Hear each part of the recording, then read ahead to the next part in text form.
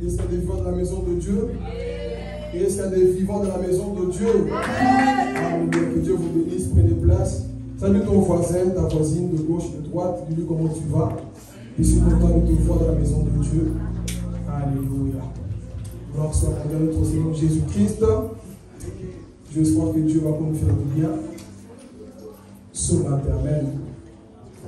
Est-ce qu'on peut prendre nos Bibles? Prenons nos Bibles et prenons aussi le point noté parce que nous allons parler sur l'eschatologie. Et ce matin, je sais qu'il n'y aura pas beaucoup d'amen, mais c'est un message de réflexion. C'est ça l'équilibre de l'évangile. Amen. Et ce matin, j'espère que Dieu va parler à nos cœurs. Amen. Donc tu peux déjà prendre tout ce qu'il faut pour noter. Il y aura des choses et pas rendre les choses compliquées parce que vous savez, parler sur l'eschatologie, ça demande beaucoup de temps et beaucoup de discernement, surtout beaucoup de concentration. Amen. Et si nous allons parler de l'Antichrist, la grande tribulation et le retour de Jésus. Alléluia. C'est du message que Dieu m'a toujours inspiré de prêcher sur l'eschatologie. Ça fait 13 ans que j'étudie sur l'eschatologie. Et chaque fois que j'étudie, je découvre de nouvelles choses. Amen. Et je pense que ce matin, tu vas écouter ce message comme jamais tu l'as écouté. Et le but de ce message, c'est de nous pousser à la réflexion.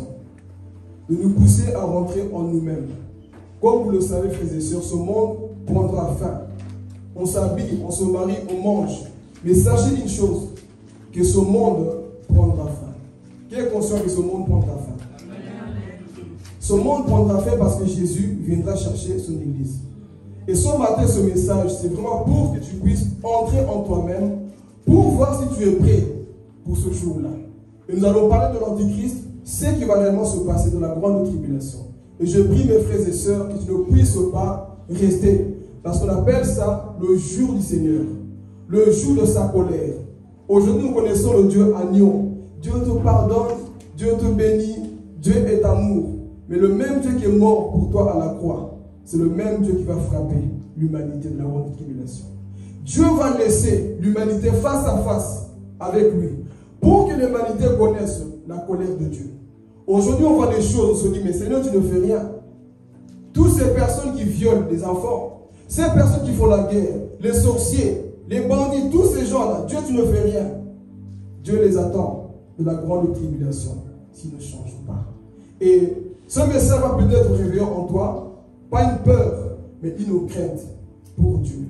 Et c'est ce qu'il faut dans nos vies, avoir la crainte de Dieu. Parce que nous sommes arrivés dans un temps là où le chrétien s'est habitué à Dieu. C'est-à-dire, je vais à l'église, c'est comme ça, je m'amuse. Mais ce matin, tu auras les yeux ouverts. Voilà pourquoi je ne vais pas crier, je ne vais pas sauter. Je vais aller tout doucement pour que tu comprennes. Si on peut juste diminuer mon micro, ça serait gentil. Amen. Et en attendant, on peut prendre le livre de 1 Jean. Livre de 1 Jean. Avant de pouvoir rentrer dans le message, je vais d'abord donner l'esprit de l'Antichrist. Parce que l'Antichrist agissait déjà dans l'Ancien Testament. Et j'ai pris 4 rois là où l'esprit de l'Antichrist se manifestait déjà. Amen. Son incarnation, sa personne, va se manifester réellement dans la grande tribulation. Mais son esprit agissait déjà. Amen. Alors ici, on va prendre la Bible dans le livre de 1 Jean. Notez vraiment parce que c'est très important. Chapitre 2, le verset 18. C'est là où j'ai tiré ce message avant de rentrer dans la profondeur. Laissez vos Bibles ouvertes après. Dans le voyage dans les Écritures. Tu peux aller. Je lis la parole de Jésus. Amen. Petits enfants, c'est la dernière heure. Et comme vous avez appris qu'un antéchrist vient, il y a maintenant plusieurs antéchrists. Par là, nous connaissons que c'est la dernière heure. Amen. Ici, l'apôtre Jean, animé par le Saint-Esprit, nous fait comprendre que nous sommes dans la dernière heure. Et que plusieurs antichrists allaient arriver. Mais précisément, quand vous lisez, il dit que l'antéchrist va arriver. Mais qui est cet homme-là, l'antichrist qui viendra? Et c'est ça que nous allons voir. Comme vous le savez, l'antichrist sera la dernière personne qui va manifester une colère, l'adversaire. Paul l'appelle l'impie, l'homme du péché. Cet homme-là sera l'incarnation du mal, le diable en personne sur la terre. ceux qui invoquent les démons ce jour-là de la grande tribulation, ils verront qui est réellement l'Antichrist. Et cet homme n'aura pas de pitié. Le plus grand sorcier du monde va dépasser Adolf Hitler, va dépasser Stanley, il va dépasser tous ces gens qui ont déjà existé, Hérode et toutes ces personnes. Le mal incarné dans une seule personne. Et cet homme-là n'aura pas de cœur, n'aura pas de pitié. Il va décapiter toute personne qui va rester dans la grande tribulation. Et pour votre information, toutes personnes qui vont rater le ciel seront décapitées de la grande tribulation. L'Antichrist ne va pas jouer. Lui, il viendra par la puissance du diable. Il ne va pas pardonner les gens qui vont rester dans la grande tribulation. Mon frère, ne joue pas avec la vie chrétienne. Ne t'amuse pas avec le péché. Parce que les choses qui vont arriver, Jésus même a dit dans Matthieu 24, ces jours-là ne sont pas comparables à ce qui s'est passé dans le temps de Noé, ni ce qui s'est passé à Sodome et Gomorrhe. Ces jours-là, le monde n'a jamais connu. Et le monde, justement, va connaître la colère de Dieu dans la grande tribulation. On a connu les tsunamis, les guerres, toutes ces choses, les pandémies. Mais ce qui va arriver à l'église, ça sera face à face avec Dieu. Tu peux tomber sous la colère d'un homme, mais tomber sous la colère de Dieu, frères et sœurs, c'est terrible. Amen. Alors ici, pour ceux qui notent, on va d'abord discerner son esprit qui agissait déjà. Aujourd'hui, ce n'est pas des messages là où j'entendrai beaucoup d'amen. Alléluia. Mais ceux qui aiment la parole de Dieu diront quand même amen. Amen. Ce n'est pas des messages là où on va beaucoup acclamer parce que c'est des messages qui vont nous confronter. C'est ça l'équilibre. Amen. Il y a des messages parfois l'amour t'encourage. C'est ça que Paul dit, exhorte, encourage, censure. Parfois, c'est aussi pour chicoter. Et ce matin, je ne suis pas venu t'attaquer, mais je suis venu attaquer le péché. Parce que l'église n'attaque personne. On ne frappe personne. Mais le péché qui est en toi doit sortir pour que tu sois enlevé de la première partie. Amen. Alors on y va. L'esprit de l'Antichrist agissait déjà dans l'ancienne alliance. Vous connaissez tous Pharaon. Amen. La Bible dit que plusieurs antéchrists vont arriver. Et avant d'aller une petite précision, dans vos versions, est-ce que vous avez antéchrist? Ceux qui ont hanté, levez les mains. C'est pour donner juste une petite précision. C'est hanté ou anti? Hanté. Hanté aussi? Hanté. Qui a anti? Anti. La bonne version, c'est antichrist. Parce qu'en latin, hanté veut dire avant. Ou en portugais, anti, avant. Donc, ce qui veut dire que avant Christ. Mais la personne qui est avant Christ, c'est Jésus le premier.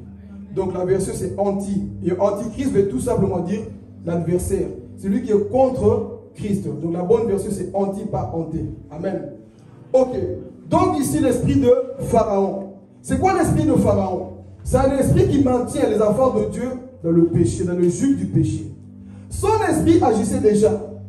Amen. C'est le fils du diable qui va se manifester au temps de la fin.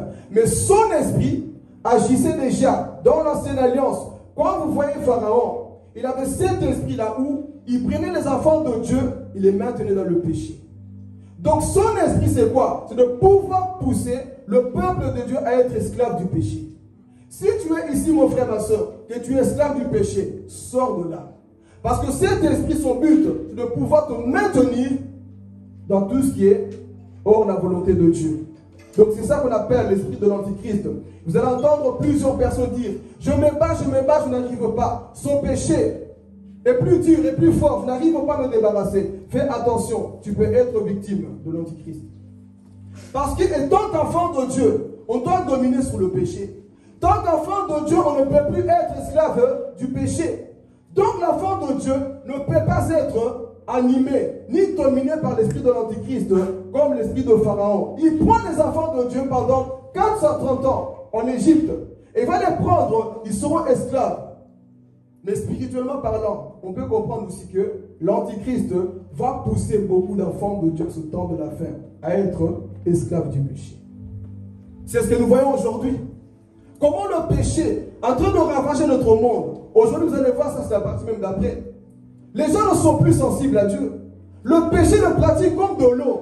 Ils ne sont plus conscients de Dieu. Pourquoi? Parce que l'esprit de l'Antichrist est en train de régner. Tu es esclave du péché. Tu n'arrives pas à te débarrasser de cette haine.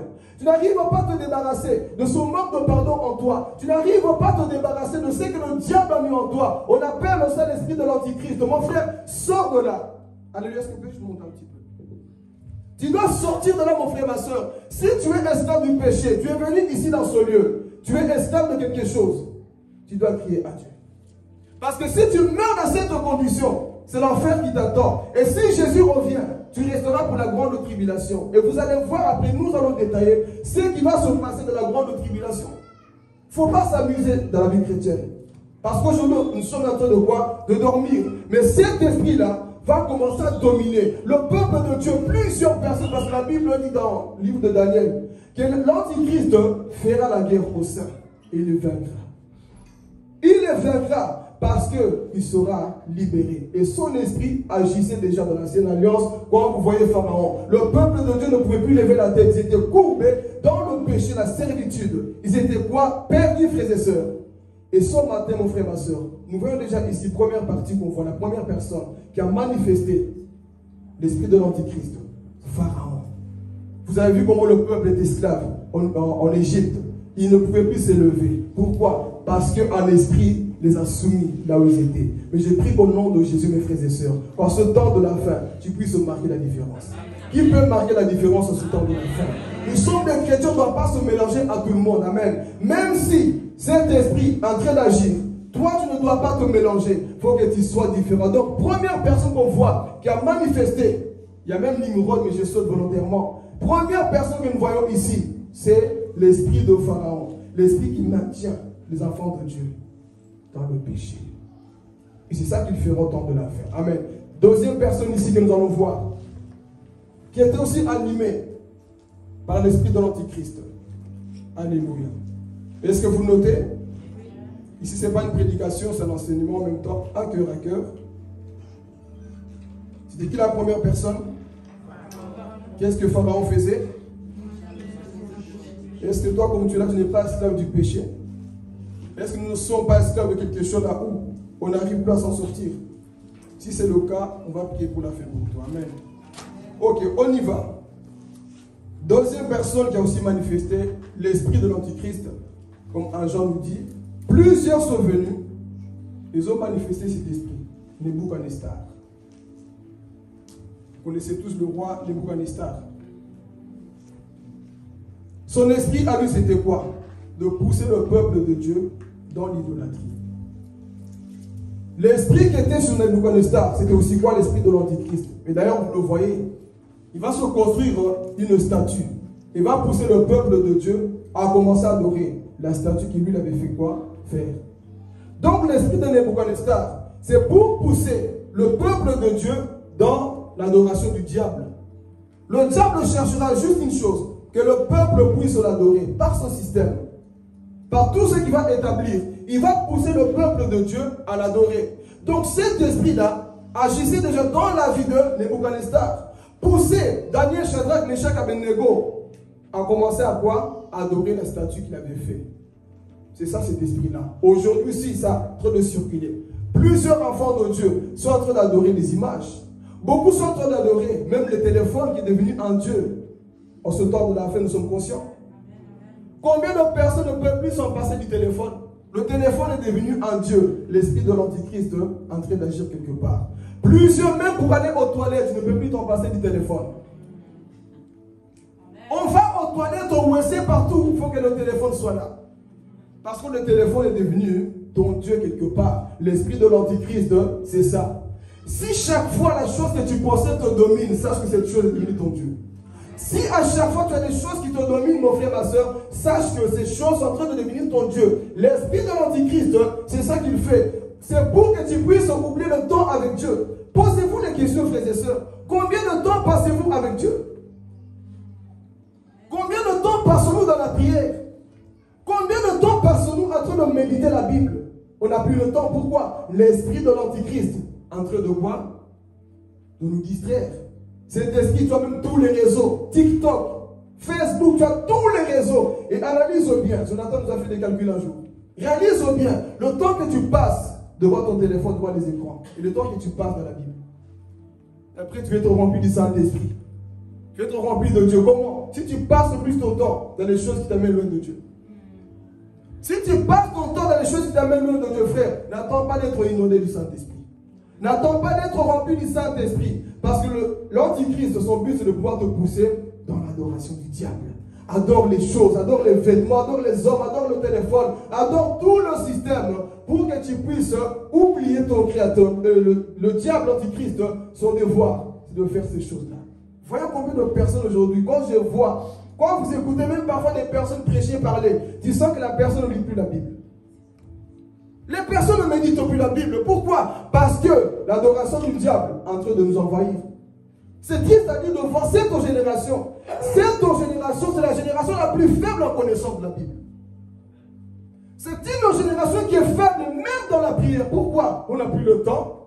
J'ai mon travail, j'ai mes études. Daniel étudiait, mais il avait des visions du ciel. C'était des jeunes comme toi et moi, mais lisez. C'était des personnes qui connaissaient la Bible. C'était des personnes qui travaillent. Mais aujourd'hui, les gens d'aujourd'hui, tout ce qu'ils savent, c'est quoi? J'ai rêvé, j'ai prophétisé, j'ai une vision. C'est tout ce que tu as. Avant d'avoir des visions, tu dois avoir la parole de Dieu. Parce que Daniel, que vous voyez, frères et sœurs, Daniel, c'est un homme qui avait une bibliothèque comme moi. Quand vous lisez Daniel, il dit, amenez-moi mes livres. Comme Paul, ils avaient des livres. Mais cette génération n'aime plus lire. Ils aiment lire tout sur l'histoire de l'école. Mais est-ce que tu prends le temps de méditer de Genèse Apocalypse? Mais tu veux avoir des visions. Vision sans connaissance de la Bible va te transformer en sorcier. Dites Amen. Vision sans connaissance de la Bible va te transformer en sorcier, idolâtre. Tu ne connais pas la parole, mais je vois. Tu vois quoi? Vois d'abord les Écritures. Parce que Daniel, avant de dire j'ai vu la bête, il connaissait la parole de Dieu. Donc c'est ça l'esprit de l'antichrist. Il te pousse à être loin, à adorer. Nebuchadnezzar commence à adorer. Mais quand je vois cette génération, j'ai mal au cœur.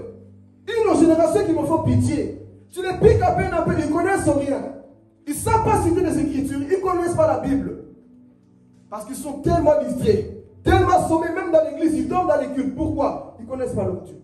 L'esprit de l'antichrist, c'est ça qu'il fait en toi. Il te pousse à commencer à adorer l'image, tout ce qu'on voit aujourd'hui. Pose-toi la question, frères et sœurs. C'est quand même la dernière fois que tu as passé du temps dans la présence de Dieu au point que tu verses même des larmes? C'est quand? Tu as passé du temps au téléphone, 1 heure du temps en train de parler, non? Tu as été au cinéma Netflix, non? On a fait ces choses du monde, non? Mais combien de temps on peut prendre avec Dieu? Tu te mets à genoux, tu pries à Dieu. Et tu commences à l'adorer. Mais combien de fois nous adorons les choses de ce monde-là? Sache que l'esprit de l'antichrist a pour but de te pousser dans l'adoration du diable. Elle dit, adorer la statue que j'ai fait. Tout le peuple a commencé à adorer, mais je veux parler. Il faut que tu sois, mon frère, ma soeur, comme Shadrach, Meshach, Abednego.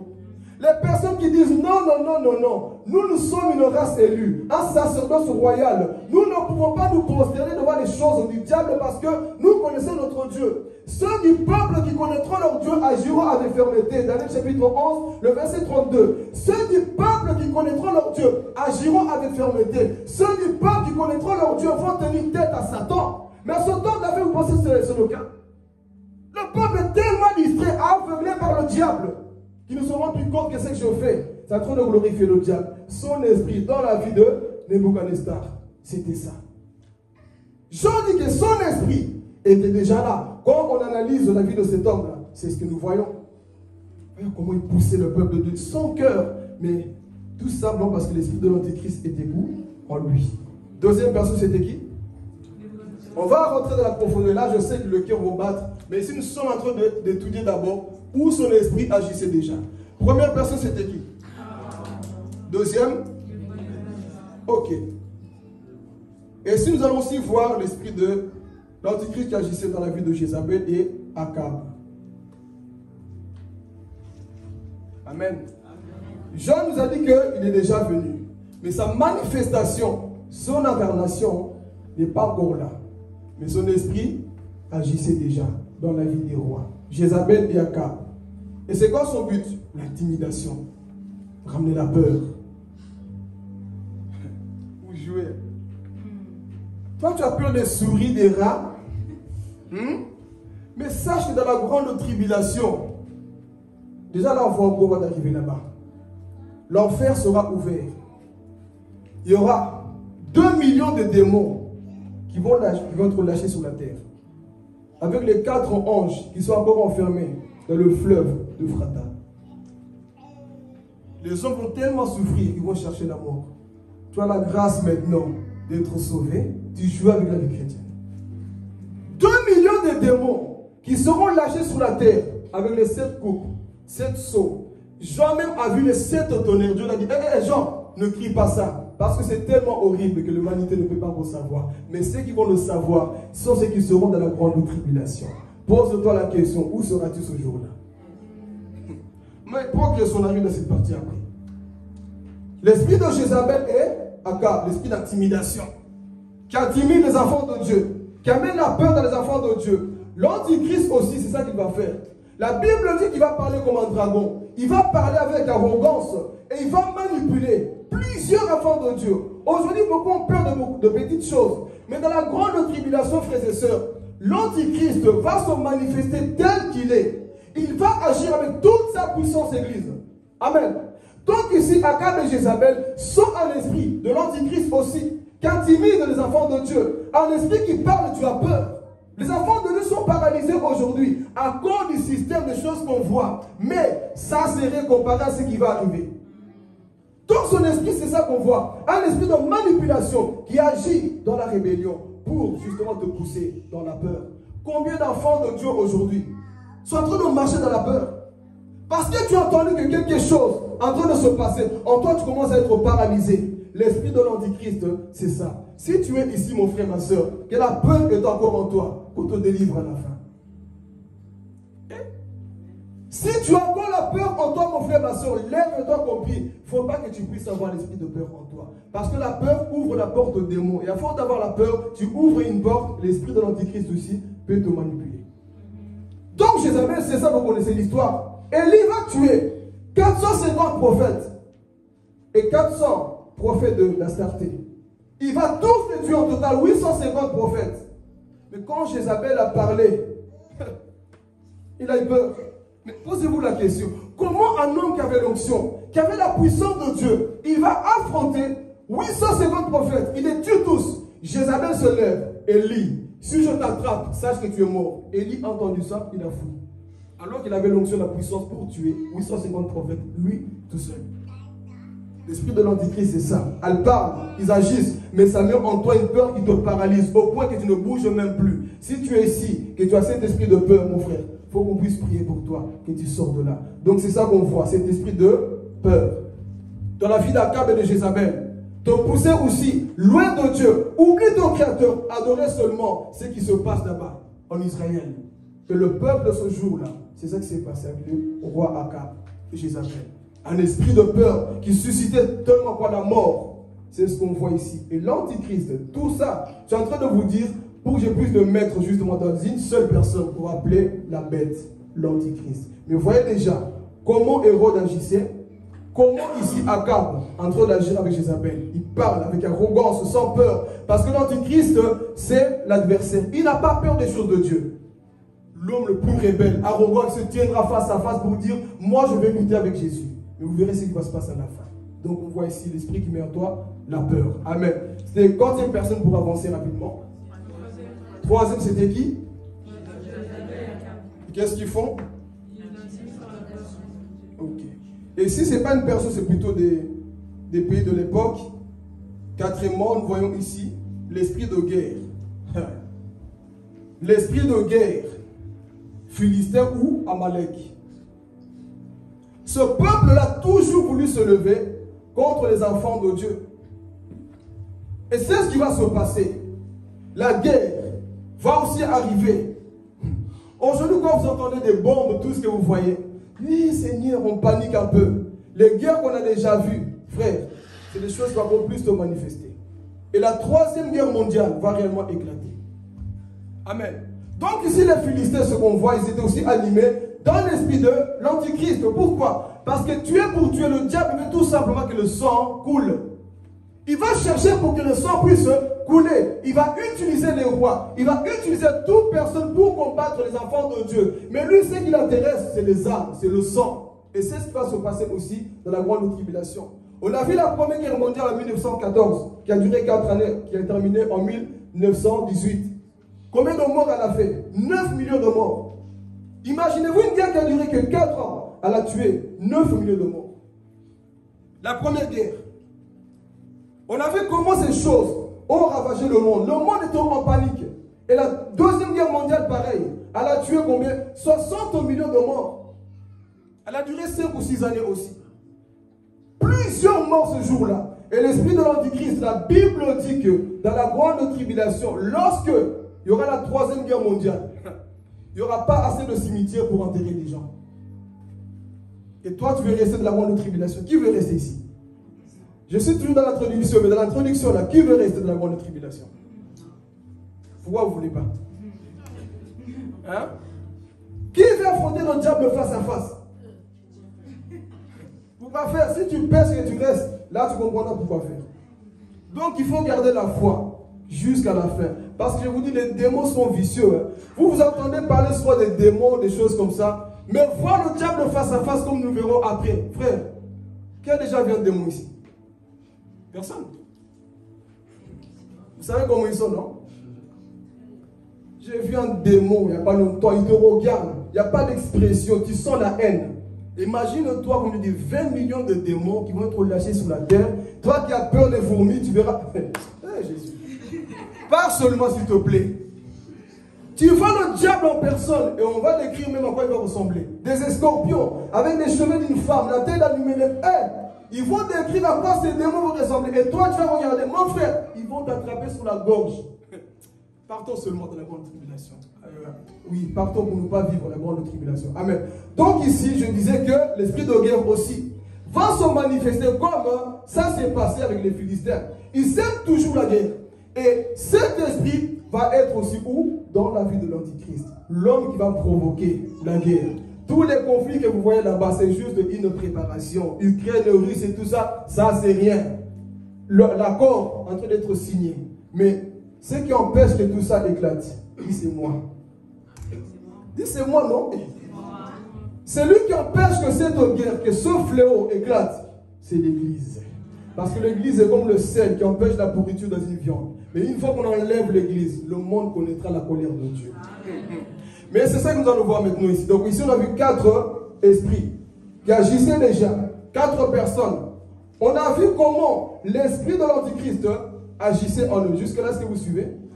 Il dit que l'eschatologie c'est toujours comme ça. Hein? On voyage un peu gauche à droite. Mais il faut que tu comprennes la pensée. On va parler de l'Antichrist. Mais avant de parler maintenant de l'Antichrist, l'Église attend quelque chose qu'on appelle l'enlèvement. Moi, j'attends l'enlèvement tous les jours.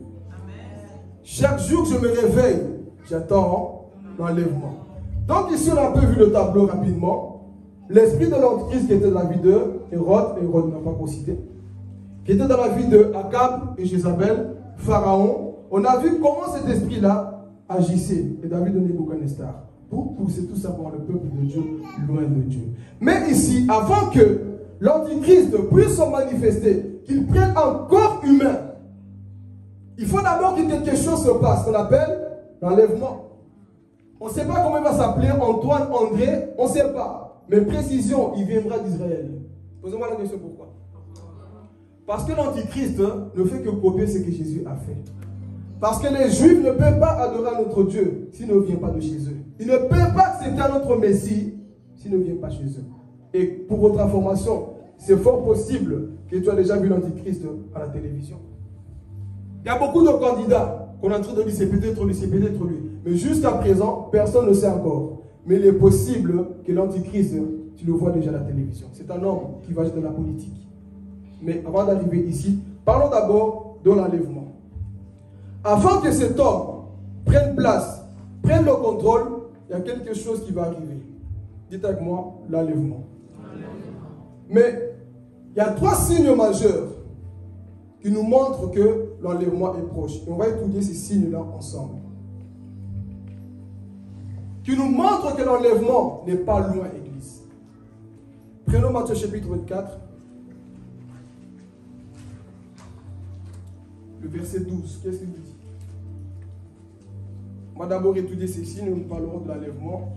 Et pour terminer avec l'Antichrist, le retour de Jésus. Est-ce que ça va jusque-là? Et, parce que l'iniquité sera accrue, la charité du plus grand nombre se refroidira. Ok, ici nous voyons déjà deux. Et parce que l'iniquité, l'iniquité sera accrue. Donc ici, premier signe qu'on voit. Dites avec moi l'iniquité. C'est quoi l'iniquité? On n'a pas dit parce que le péché va augmenter. L'iniquité. Et cette précision, quand on parle de l'iniquité ici, on ne parle pas du monde. Le monde est déjà dans la mort. Le monde est déjà dans le péché. Mais ici, quand Jésus parlait ici de la grande tribulation et ce qui va arriver avant l'enlèvement, il parlait que beaucoup, le péché, l'iniquité, va ravager leur cœur. L'iniquité, c'est un péché que tu commets volontairement.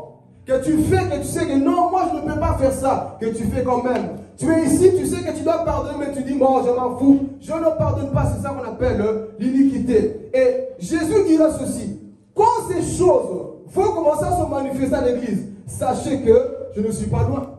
Analysons un peu ce qui se passe dans nos églises. Les frères qui se haïssent, les pasteurs qui ne se parlent pas, les frères qui se boudent, ce n'est pas des choses qu'on voit aujourd'hui. D'où je dis, cette génération, c'est la génération la plus faible, frères et sœurs. Dans l'église primitive, les gens se pardonnaient, s'aimaient constamment. Mais ici, au ce temps de la fête, tu blesses seulement, ils ne te parlent plus. Pourquoi? L'iniquité est rentrée en toi. C'est un sentiment qui est rentré en toi. Tu viens à l'église juste pour venir. Mais l'iniquité, tu es en train de le pratiquer. Ça, c'est une chose. Quand nous allons commencer à voir ces choses dans nos cœurs, Jésus n'est pas loin. Comme tu es là, mon frère, ma soeur, est-ce qu'il n'y a pas l'iniquité que tu commets ici? Que tu pratiques dans ton cœur? Est-ce qu'il n'y a pas ces choses que tu sais que non? Le pasteur a prêché. Il m'a montré dans la Bible que je ne peux pas faire ça, mais tu le fais quand même. C'est ça qu'on appelle l'iniquité. Pourquoi? Parce qu'au temps de la fin, les chrétiens vont perdre la sensibilité. Je suis fatigué de supporter. Je suis fatigué de Dieu. Ah! Tu es peut-être victime aussi de cette prophétie que Jésus a dit. L'iniquité va quoi? Croître. Le péché va croître. Ce mal va croître en toi. Là, on voit plusieurs chrétiens fatigués, découragés. Ils n'arrivent plus à aimer Dieu. Pourquoi? Parce qu'ils sont fatigués. Ils se disent, j'ai tellement aimé, j'ai tellement pardonné que moi, je ne peux plus avancer. Et c'est ça que Jésus nous dit. Tant dans la fin, si tu es ici, mon frère, ma soeur, s'il te plaît, change. Si tu es ici, que l'iniquité en toi, tu es devenu sensible à Dieu. Le péché pour toi, ça ne te dit plus rien. Tu pêches, tu dors dans le péché, tu te réveilles dans le péché. Et pour toi, tu n'as plus ces remords de te dire non, il faut que je change. Il faut que je demande pardon à Dieu. Si dans ton cœur, tu es en train d'agir comme ça, sache que tu es en danger. Un chrétien qui a perdu la sensibilité spirituelle est en danger. Tu plais, ça ne te dit plus rien. Tu commets des péchés, ça ne te dit plus rien. Si en toi, tu as ces sentiments-là, l'iniquité est rentrée dans ton cœur. Et Jésus dira au temps de la fin, avant mon apparition, c'est des choses qu'on va voir. Amen. Deuxièmement, toujours dans le même verset, qu'est-ce qui va encore diminuer ici? La charité des frères. Entre nous, frères et sœurs, est-ce qu'à ce temps de la fin, l'amour n'est pas en train de diminuer dans nos églises? Notez ici, on ne parle pas du monde. L'amour n'a pas été, le monde n'a pas été réchauffé. Mais nous, là, Jésus nous a réchauffé par son amour. Mais quand on voit nos églises aujourd'hui, quand on voit les chrétiens, est-ce que l'amour n'est pas en train de manquer? J'ai l'amour, j'aime mon prochain. Non, tu mens au cossi. Plusieurs chantent l'amour, mais l'amour n'est pas, frères et sœurs. Dieu nous connaît. Ça ne sert à rien de dire j'ai l'amour, alors tu n'as pas l'amour au-dedans de toi. Comme on a vu, l'amour se démontre par les actes. Mais à ce temps de la fin, les chrétiens sont en train de se suicider. Je vais parler ici. Comment les chrétiens sont en train de se haïr? Tu regardes ton prochain. Au fond de toi, tu sais que tu le haïs. Et tu attends l'enlèvement. Les mêmes personnes de la même église ne se disent pas bonjour, ne se parlent pas. Tu attends l'enlèvement. Les mêmes personnes de la même chorale, ils ne se regardent pas dans les yeux. Tu attends l'enlèvement. Les mêmes personnes de la même chorale, ils couchent ensemble. Je sais qu'il y a des églises qui le font. Dans la même chorale, ils sont certes là-bas. Hey, Jésus. Vous n'avez pas peur d'avoir une tribulation, vous, hein? Dans la même chorale, c'est là on fait des enfants et on avorte encore. Double péché. Ils tuent, ils avortent, ils font tout. Et dimanche, alléluia, gloire à Dieu. Je vais parler, Jésus. Les personnes qui disent qu'on a l'amour, c'est ça l'amour? en train de se blesser, se haïr, se tuer constamment. Comment peux-tu dire que tu es un enfant de Dieu? Si tu haïs ton frère, tu n'es pas un enfant de Dieu, enfant de l'Antichrist. Parce que Jésus marche de l'amour, pas de la haine. C'est quoi ce chrétien m'a terminé Ngwanzou? Dès que tu ne dis pas bonjour, je t'aime plus aussi. Tu as l'amour en toi? Il faut que ça change, qu'on voit vraiment les véritables disciples de Jésus.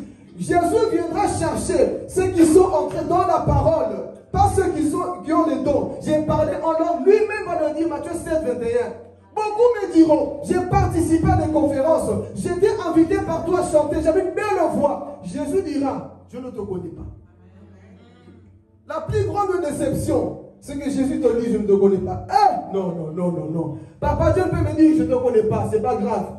Vous pouvez me dire que vous ne me connaissez pas, mais Jésus te dit que je ne t'ai jamais connu, alors que j'étais ici tous les jours, je chantais, et toi tu chantais, tu prêchais, tu évangélisais, tu parlais sur les réseaux sociaux. Ce jour-là, tu te dis, moi je ne t'ai jamais connu. Quelle déception. Jésus te dit ça. Vous pouvez me dire, je ne t'ai jamais connu. Mais Jésus te dit, je ne t'ai jamais connu. Ça fait mal. Donc c'est ça, frères et sœurs. L'amour qui est en train de manquer dans nos églises. J'ai pitié des chrétiens aujourd'hui. Où est cet amour que Christ nous a laissé? Non, moi je préfère seulement un tel. Frère, dis à ton voisin, sortons de là. Non, non, dis-le bien, sortons de là. Sortons de ces couches culottes. Moi je préfère plus un tel. Non, l'amour de Dieu c'est pas je préfère plus un tel parce qu'il me fait du bien. L'amour de plusieurs va refroidir. Nous sommes ces gens de chrétiens où je préfère Papa John, je préfère Pasteur Philippe, je préfère Judith. Non, le chrétien n'est pas comme ça parce que dans l'amour, il n'y a pas de préférence. L'amour va refroidir ici, on se tombe dans la face, c'est ça que nous voyons. Non, quand tu m'as blessé, toi et moi, c'est fini, on se bloque. Je reviens? Je reviens ou pas? Toi, quand tu m'as blessé, quand tu m'as parlé, je te bloque. Débloque, frère. Si tu veux être levé, débloque, il y a ton voisin, débloque. Parce que ceux qui bloquent seront aussi bloqués par le son de la trompette. Comment tu peux te dire chrétien? La même personne qui est assise ici, tu l'as bloqué.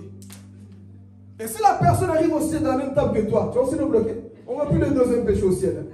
Et tu passes tout ton temps à bloquer, à fermer la tête aux gens. Et tu attends l'enlèvement. J'ai dit que ce message va te pousser même parfois à te dire, est-ce que je suis vraiment converti, moi, comme je suis là? Il y a des messages qui vont te confronter, parfois tu vas te dire, je pensais être converti. Moi, en réalité, je ne suis pas encore pris. Parce qu'on se cache trop où? Oh, j'ai senti le power. Seigneur, je suis prêt. Sentir le power, c'est une chose. Samson sentait le power. Il déchirait même les renards. 300 renards à lui tout seul, les déchirait en deux. Mais on a coupé ses cheveux, l'onction est partie. Mais avant que l'onction parte, il sentait toujours le power. Il va coucher avec les prostituées, il sort encore. Il a encore la force. L'onction est trompeur. L'onction. Parce que le problème de cette génération, c'est quoi? Je prophétise avec précision. Dieu est avec moi. Le diable peut le faire avec précision aussi. Parce que j'ai fait avec précision. Dieu est avec moi. Non. Mon frère, la première des choses que tu dois toujours examiner en toi, c'est ton cœur. Est-ce que ton cœur est en harmonie avec la parole de Dieu? Pas parce que j'ai guéri des mouches. Non. La première des choses, c'est ton cœur. Est-ce que j'aime encore mes frères et sœurs? Est-ce que j'aime encore mes ennemis? C'est ça qui qualifie que tu es chrétien. Analyse-toi, mes frères et sœurs. Mais nous avons des préférences. Non, je préfère Aurélie parce qu'elle est claire de peau. Il y a encore des chrétiens comme ça? Non, je vais parler. Je préfère un tel parce qu'il est court de taille. Je préfère lui parce qu'il parle bien. Moi, il ne parlait pas bien, mais les gens le suivaient. Moi, je me dis, c'est quoi? Non, tu vois, lui, comme lui, quand c'est mon anniversaire, il pense à moi, il poste mes photos. Lui, je vais l'aimer, mais lui, je ne l'aime pas. Je vais parler. C'est pas parce que quelqu'un ne te poste pas qu'il ne t'aime pas. Arrêtons ces couches qu'il a aussi, église. Moi, non, c'est ma bête à lui, c'est mon bête à frère. C'est pas parce que quelqu'un ne te poste pas qu'il ne t'aime pas. Vaut mieux qu'il te poste dans sa prière, qu'il te poste sur les réseaux sociaux. Parce qu'il y a des gens qui vous postent sur Internet, mais qui ne vous postent jamais dans la prière. Est-ce que tu pries pour la personne?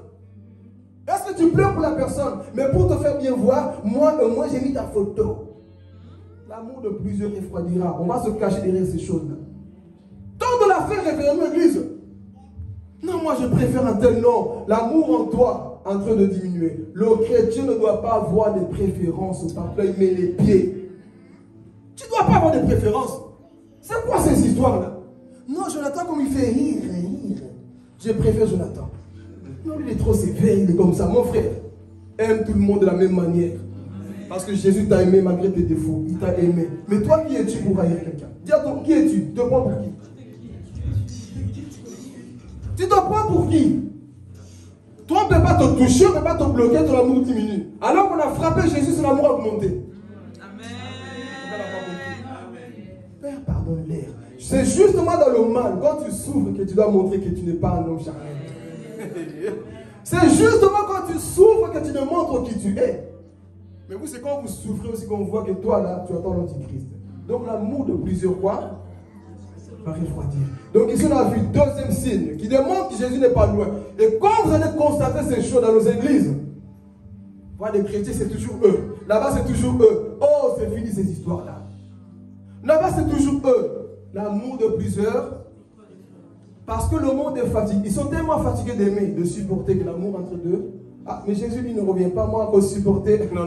Moi, je ne peux plus supporter Cindy. Tout ce qu'elle m'a fait, non. Encore supporter. Jusqu'à quoi doit supporter? Avec la pas jusqu'à quand? Jusqu'au retour de Jésus. Encore. Parce que tu es en train de te fatiguer. L'amour de plusieurs. Et je pense que vous le voyez dans nos églises. Comment les chrétiens font semblant. Sortons de cette hypocrisie. Parce que ça, c'est des signes qui annoncent que le maître n'est pas loin. Amen. Troisième signe. Luc 18, verset 8.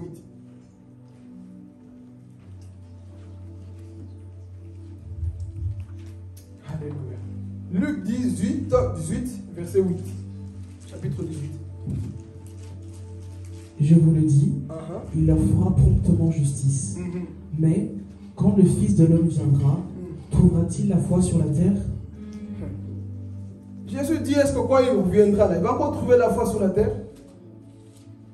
L'une des choses aussi qui révèle que notre maître, Jésus n'est pas loin, c'est le manque de foi. Les gens n'ont plus de foi. C'est en train d'abandonner l'apostasie qu'on voit aujourd'hui. Les gens ne croient plus que Dieu est capable de faire. Les gens ne croient plus que ce Dieu peut agir. Ils sont tellement découragés, fatigués. Ils croient plus aux hommes, aux médecins qu'à Jésus. Ils sont en train de se décourager constamment. Frère, il est temps qu'en toi la foi puisse vivre. Parce que la Bible dira ceci, que lorsqu'il viendra, est-ce qu'il trouvera la foi dans ton cœur, mon frère, ma soeur? Comme tu es là, est-ce que tu pries encore comme avant? Analyse-toi, c'est en même temps un bilan. Est-ce que tu pries encore comme avant? Est-ce que tu as encore la soif de continuer à avancer avec ton Dieu? La foi en train de manquer, diminuer dans le cœur de plusieurs personnes. Un semblant de morts vivants spirituellement parlant. Bonne image, mais au-dedans, la foi n'y est plus. Et Jésus dira, quand vous allez commencer à constater ces choses-là, sachez une chose. Mon apparition n'est pas loin. Ce n'est pas la fin du monde, mais c'est la fin de la 6e dispensation. La grâce. Jésus viendra prendre son église. Amen. Et c'est ça qui va se passer. Jésus viendra avant cette manifestation de l'Antichrist. 3 choses. Vous avez retenu, c'était quoi? Première chose, c'est quoi? Deuxième? Troisième? Entre nous. Est-ce que ces choses-là, vous ne les voyez pas? C'est des choses qu'on voit au milieu de nous. On ne dit pas les païens. Laissez les païens, sont déjà morts spirituellement. Mais dans nos églises. Et ce n'est pas des choses qu'on voit. Si. Mais la Bible dit ici, avant cette apparition-là, quelque chose va se passer. Jésus viendra prendre, dit à ton voisin, son église. Qui veut partir ce jour-là dans notre vie? C'est des choses, je dois toujours insister. L'enlèvement. L'enlèvement, église. Ce jour viendra comme un jour normal. Parce qu'ici, on a vu, le retour de Jésus ne dépend pas des tremblements de terre. Non. Quand j'étais encore bébé de la foi, je pensais qu'il y avait des pandémies, des catastrophes, tremblements de terre. Jésus va revenir. Non. Le retour de Jésus peut arriver à bon lundi, que tu t'habilles bien, que tu te maries. Il peut arriver. Ça peut arriver pendant qu'on prêche calme ici. Le son de la dernière protection. Le retour de Jésus ne dépend pas des tremblements de terre, ni des guerres. Pourquoi? Dans la première guerre mondiale, les gens pensaient que Jésus va revenir. Est-ce qu'il est revenu? Deuxième guerre mondiale, tous les tremblements de terre, est-ce que Jésus est venu? Mais il nous dit, quand l'amour va commencer à diminuer, quand la foi va commencer à manquer, ces choses-là vont commencer à manquer. C'est là où Jésus sera sur le point d'apparaître sur la terre, prendre son église. Et c'est ça qui va se passer. Mais comment va se passer l'enlèvement? Prenons Matthieu chapitre 24, verset 36 à 44. Comment ce jour va se passer? Qui aime ce message? Amen. Qui veut partir au ciel? Amen. Alors aimons ces messages. Alléluia. Matthieu chapitre 24, verset 36. Pour ce qui est du jour et de l'heure, personne ne le sait, ni les anges des cieux, ni le Fils, mais le Père seul. Ce qui arrivera au temps de Noé arrivera de même à l'avènement du Fils de l'homme. Attendez, ce qui arrivera où? Il y avait des tremblements de terre? Il y avait des guerres? Il n'y avait rien de tout ça. Comme je dis, c'est un jour normal. Que les gens se maquilleront en train de se faire belle, beau, pour aller au travail. Mais ce jour-là, quelque chose va se passer, on y va. On avance. Car, dans les jours qui précèdent le déluge, les hommes mangeaient et buvaient, se mariaient et mariaient leurs enfants, jusqu'au jour où Noé entra dans l'arche. Et ils ne se doutèrent de rien, jusqu'à ce que le déluge vînt et les emporta tous. Il en sera de même à l'avènement du Fils de l'homme. Alors, regardez maintenant ici. Très intéressant. Comment l'enlèvement va se passer? Ici, avant de lire, attendez. Quand vous lisez Matthieu ici, chapitre 24 et le chapitre 25, c'est divisé en 3 parties. Parce que parfois, vous allez entendre à un moment donné Jésus dire, tout œil le verra. Tout œil le verra, c'est pas l'enlèvement. C'est la grande tribulation, à la fin de la grande tribulation. Parce que nous, ce que nous attendons, on appelle ça la venue secrète de Jésus. Le monde ne verra pas Jésus. Mais l'Église qui fait sa volonté entendra le son de la dernière trompette. Et c'est justement là où le monde va nous chercher. Mais comment l'enlèvement va se dérouler? Regardez. Alors, de 2 hommes qui seront dans un champ, l'un sera pris et l'autre laissé. Attends. Réfléchissons un peu ici. Tu es avec ton mari ou avec ta femme, ton collègue au travail. Qui es-tu? Celui qui va rester ou celui qui va partir? Non. Est-ce que ce message ne met pas en vous une crainte? Tu es au travail. Ton mari part et toi tu restes. Jésus. Aurélie part et moi je reste. Elle disparaît et moi je reste sur la terre. Et tu sais très bien que si tu restes, c'est qui t'attend. De 2 personnes, même ceux qui seront au lit, ceux qui seront au travail, partout, frère, l'autre sera pris et l'autre, ou 2 aussi partiront et l'autre groupe. Mais ce jour-là va arriver. Continuons. De 2 femmes qui moudront à la meule, l'une sera prise et l'autre laissée. Veillez donc, puisque vous ne savez pas quel jour votre Seigneur viendra. Sachez-le bien, si le maître de la maison savait à quelle heure, à quelle veille de la nuit le voleur doit venir, il veillerait et ne laisserait pas percer sa maison. Le verset 44, j'aime beaucoup. Soulignez ce verset, gardez-le bien dans votre esprit, c'est très important. Lis-le. C'est pourquoi, vous aussi, tenez-vous prêts, car le Fils de l'homme viendra à l'heure où vous n'y penserez pas. Vous n'y penserez pas. Il viendra au moment où toi tu ne penseras même pas. Il te dit tout simplement de veiller. Veille parce que tu ne sais pas quel moment, mon frère, ma soeur. On vient de voir les signes qui précèdent son retour. Et ces signes sont devant nous. Et il te dit ici, au moment là où vous n'y penserez même pas, le moment où tu seras en train de haïr peut-être quelqu'un. Oh Jésus. Même pour une petite chose, tu peux rater le ciel. Toutes tes œuvres que tu fais aujourd'hui ne vont pas te sauver. Tout le bien que tu fais aujourd'hui ne va pas te sauver. Si, à la dernière minute, tu flanches à peine un peu, tu rates le ciel. Donc tu dois veiller jusqu'à la dernière minute. Analyse ton cœur. Vois ce qu'il y a dedans de toi. Peut-être ce jour-là, tu dis, je suis fatigué d'attendre. Musique mondaine. Tu mets des musiques mondaines, hein? Tu ne vas pas entendre le son de la dernière trompette. J'ai pensé que quelqu'un allait dire amen. Tu mets la musique mondaine, ce jour, tu te dis, bah écoute, j'ai trop entendu, mais juste une seule fois. Juste une seule fois. Ce jour, beaucoup vont rater le ciel parce que juste une seule fois. Au moment où vous n'y penserez pas à l'église, c'est à ce moment que Jésus, bam, la trompette sonne. C'est le jour où tu fais, non, aujourd'hui, je dors dans la colère, je m'en fous de toi, mon mari, ma femme. Cette parole doit te pousser à la réflexion. Je te bloque. C'est le jour que tu bloques que la trompette sonne. C'est le jour que tu es fâché contre ton frère que la trompette sonne. Chaque fois que tu commets un péché, que tu vis dans un péché, dis, et si c'était maintenant?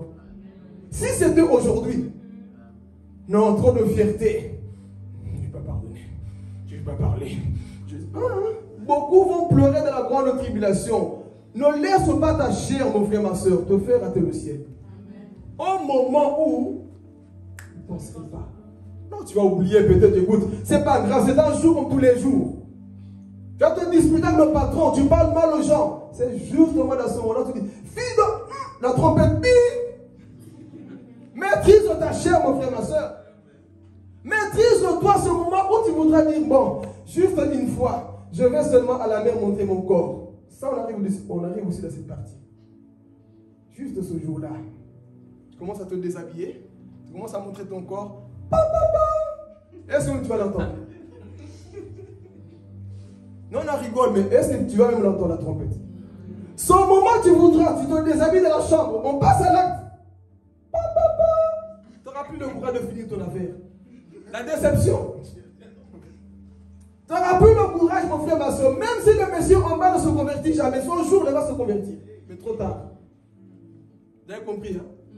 Parce que vous savez, quand tu es dans ton super boucle, là, tu t'en fous de tout ce qui se passe. C'est pour ça que les gens, ils pêchent, après ils regrettent. Mais ce jour-là, avant de pêcher, tu vas penser. Ce moment, tu voudras faire telle chose que la trompette sonnera. Et Jésus dit, au moment où là, tu vas vivre ta vie tranquille. Oh, moi j'ai des projets de voyager cette année. Moi, je vais à Dubaï. Ce moment, tu vas commencer à faire tes projets au point d'oublier l'éternel. Que ce jour-là va arriver. Frères et sœurs, vivez chaque jour comme si c'était votre dernier jour. Vivez chaque jour comme si c'était le dernier jour. Mais non. Les gens aujourd'hui s'en foutent de tout. Ils vivent comme si Jésus n'allait plus jamais revenir. Mais ce jour-là va arriver. Et si on a vu comment ça va se passer, 1 Corinthiens chapitre 15, le verset 51-52. Ça va tellement se passer rapidement. 1 Corinthiens, est-ce que vous notez? Oui. 1 Corinthiens chapitre 15, le verset 51-52.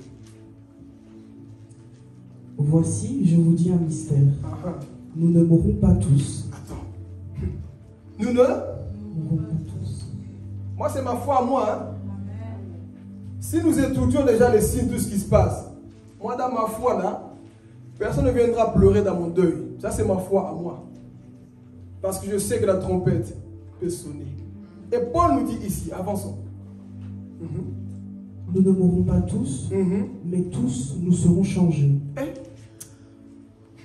Attends, tous nous serons quoi? Changés comment? Voilà pourquoi garde la foi. On sera ce corps-là qui te dégoûte, ces défauts corporels, tout ce que tu as là, la Bible dit que ce jour-là, ce sera changé. Mais avançons. Qu'est-ce qui va se passer? En un instant, en un clin d'œil, à la dernière trompette.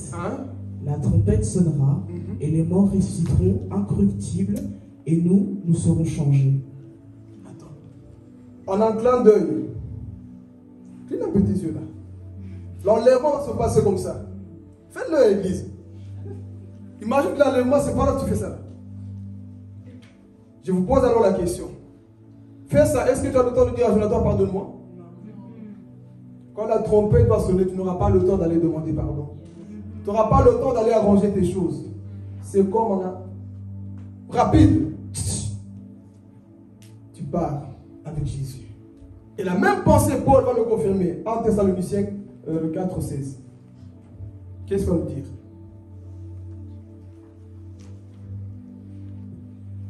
Car le Seigneur lui-même a un signal donné, à la voix d'un archange, et au son de la trompette de Dieu, descendra du ciel, et les morts en Christ ressusciteront premièrement.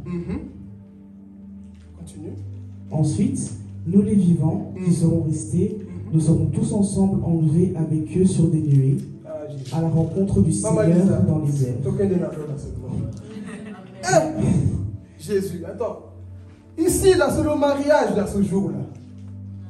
Jésus ne viendra pas sur la terre. Jésus sera dans les airs. Il va nous attendre, Église. Qui va nous faire monter vers Jésus? Le Saint-Esprit. Si tu as le Saint-Esprit jouera le rôle comme le Père font dans le jour du mariage. Prends ta main pour le ramener vers Jésus. C'est le jour du mariage. Mais si tu as le Saint-Esprit, Jésus va nous attendre dans les airs et la trompette va sonner. Ce jour, je ne sais pas ce que tu feras, où tu seras. Peut-être en train de prier à 4 h du matin, ou peut-être au travail, mais toujours en esprit. Voilà pourquoi je dis, mes frères et sœurs, quoi que tu fasses, sois toujours en esprit. Même si tu joues au foot, joue à Rekababa, joue même en parlant en langue. Tu es au travail, en train de travailler, Rekababa, Saya. Ne commence pas à dire, excusez-moi du terme, oh merde, autre et tout ça. Non, ne dis pas de grossièreté. Même dans le travail, Seigneur, Matthieu chapitre 5 a dit, médite la parole de Dieu comme ça. Ton esprit sera prêt pour que tu parles en enlèvement. Mais toi au travail, tu penses à quoi? Mon collègue vraiment m'énerve, excusez-moi du terme, fait chier. C'est des mots qu'on dit, non? Fait chier. Ok, continue à dire ça. Tu vas rester dans la grande tribulation. Oh, je sais, c'est des mots qu'on dit au travail, non? Qu'on dit, moi, je dis jamais ces mots. Je vous dis pour vous démontrer comment le monde est sale. C'est des mots que des grossièretés. Tu les dis, mais ce jour-là, au son de la dernière trompette, qu'est-ce que toi tu feras? Pose la question à ton voisin. Qu'est-ce que toi tu feras ce jour-là? Peut-être sur WhatsApp en train de critiquer Papa John, oui, ça peut-être m'énerve. Peut-être ce jour tu seras comme ça. Oui, Sœur Aurélie se prend pour qui? Pasteur Philippe se prend pour qui? Ce jour-là. Je sens l'onction de Dieu. Ce jour-là, mes frères et sœurs, je ne sais pas ce que tu feras. Jonathan, lui, se prend pour qui? Lui, il croit qu'il est qui? Ce jour-là que tu crois que tu dis ça, la trompette va sonner. Jésus va descendre sur les airs et le Saint-Esprit dira, il faut monter maintenant. La même pensée que Paul a fait d'exprimer. Nous allons monter ce jour-là. Mais la question se nous pose, toi tu feras quoi et tu seras où ce jour-là? Peut-être qu'on permettra de danser les djadjou. Djadjou va te faire rater le ciel. Amen. Ce jour-là, peut-être de mettre guime dans les oreilles. Tu vas bien danser les 2 millions de démons. Ne jouez pas avec la grâce de Dieu. Ce jour, tu feras quoi, mes frères et sœurs? Peut-être en train de programmer les ardentes. Si tu as déjà programmé dans ton esprit, tu es déjà là. Et si la trompette sonne maintenant, tu vas rester. Ce jour, tu feras quoi? Qu'est-ce qui sera dans tes pensées? Peut-être en train de penser à tromper ton mari ou ta femme. Ah, moi je trouve plus belle, plus beau celui-là. Dis à ton voisin, dis-lui bien. C'est justement ce jour-là, quelque chose va arriver. Oh, je vais insister. C'est le jour-là que tu vas dire, ah, j'ai la flemme d'aller à l'église aujourd'hui, j'ai pas envie, j'ai mis Netflix. Oh, je vais parler. Même ce jour-là, tu peux rater le seul accord de Netflix. Pourquoi? Le jour de l'église, toi, tu es où? Pendant que nous, on transpire ici, on chauffe la salle, Réba, Seigneur, nous intercédons. Toi, popcorn à côté. Tu sais comment est-ce que tu vas nous voir? Parce que le monde entier, ce jour-là, va annoncer. Facebook, on va tout arrêter. Alerte, comment? Alerte au rouge, je ne sais pas quoi. Breaking news, là. Breaking news, on ne comprend pas. Tremblement de terre, parce que le retour de Jésus, il y aura beaucoup de catastrophes. Peut-être que Jonathan sera au travail. Pendant qu'il conduit, enlèvement à la voiture, boum, colle notre voiture. Les pilotes d'avion, même à l'époque, Obama avait voté cette voie quand il était président. Il avait dit, tout chrétien, qui sont en train de conduire les avions, ils font piloter les avions, il faut qu'il y ait un païen à côté. Parce qu'au cas où il y a l'enlèvement, le païen prend le contrôle. Si lui, il a sa pensée, il pensait ça. C'est vrai qu'on m'a dit ça.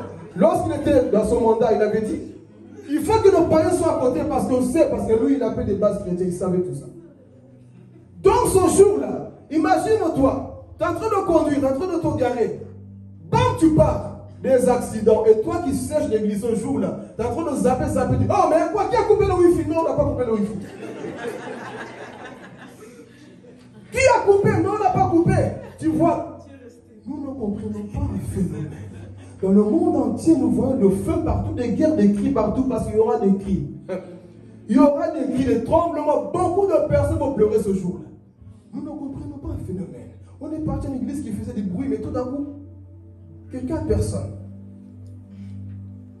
Nous ne comprenons pas ce phénomène. Qu'est-ce qui s'est passé?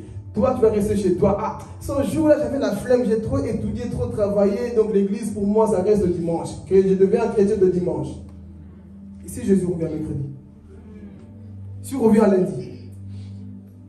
Non, mais Seigneur, tu me comprends. Dieu ne te comprendra pas. Il ne te comprendra pas. Voilà pourquoi Paul dit, travaillez avec un tremblement votre salut. Est-ce que nous le faisons?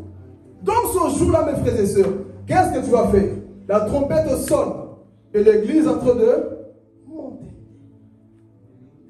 L'église est en train de monter au ciel avec Jésus. Oh Seigneur, imagine-toi ici. Toi peut-être, tu n'as jamais vu les visions de Jésus. Mais ce jour-là, mes frères et sœurs,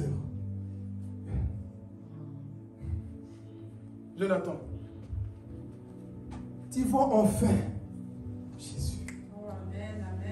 J'ai tellement persévéré Jésus. J'étais tenté gauche à droite, abandonner l'église, même abandonner ma foi. Mais j'ai dit, je vais tenir jusqu'à la fin. Et ce jour, en fait, tu le vois. Ah, Jésus, tu es beau, hein? Tu vois un grand Jésus. Il ne sera pas en colère contre toi parce que toi, tu n'es pas de la grande tribulation. On va voir dans le chapitre 19, qu'est-ce qui va se passer avec l'église après. Mais si, parlons d'abord de l'enlèvement. Ce jour-là, nous sommes enlevés. Et l'image d'enlèvement, c'est aussi, pour terminer ici, pour parler d'enlèvement, Apocalypse 4, 1. Apocalypse chapitre 4, verset 1. C'est aussi l'image de l'enlèvement. Regarde ce qui va se passer. Après cela, je regardais et voici, une porte était ouverte dans le ciel. La première voix que j'avais entendue, comme le son d'une trompette et qui me parlait, dit, monte ici, et je te ferai voir ce qui doit arriver dans la suite. Amen. Donc ici, c'est aussi l'image de l'enlèvement. Ici, comme disait Apocalypse chapitre 1, chapitre 2, chapitre 3, on parle de l'église. Mais à partir du chapitre 4, l'église est au ciel. On ne parle plus de l'église. En gros, c'est à peu près ce qui s'est passé avec le déluge. Chapitre 5, nous voyons le déluge. Chapitre 7, on va voir que Noé sort de l'arche. C'est pour nous révéler que la grande tribulation va se passer comme ça. Et c'est après que ça va commencer, les 7 années de malheur. Amen. Donc ici, on a parlé de l'enlèvement. Nous sommes prêts à rentrer maintenant avec cette personne-là, de l'Antichrist, dans la grande tribulation. Alors écoutez ici. Ici, il faut noter que l'Église est enlevée au ciel. Plusieurs personnes pensent comme ça que l'Église doit vivre la grande tribulation. Et Jésus viendra dans la grande tribulation. D'autres pensent que Jésus viendra à la fin de la grande tribulation. Mais nous, on nous appelle les pré-tribulationnistes. Ceux qui croient que Jésus viendra avant la grande tribulation. Qui pense comme nous ici à l'église? Vous pensez que moi je me sanctifie pour avoir l'Antichrist? Je fuis le péché pour voir le fils du diable? Non. Paul le dit que l'église n'est pas destinée à la colère de Dieu. Donc l'église sera enlevée avant. Comment ça s'est passé? Genèse chapitre 5, Enoch, c'est l'image de l'enlèvement. Dieu l'enlève et chapitre 6, Dieu envoie sa colère. C'est la même chose qui va se passer. Donc ici, l'église est enlevée. Qu'est-ce qui va se passer maintenant? La colère de Dieu. Contexte, l'église est au ciel maintenant. Là. Mais qu'est-ce qui va se passer après l'enlèvement? Le monde va commencer à paniquer. Mais qu'est-ce qui s'est passé? Nous ne comprenons pas ce phénomène. C'est là où va surgir l'homme du péché, l'Antichrist. Oh, il vous apporte la paix.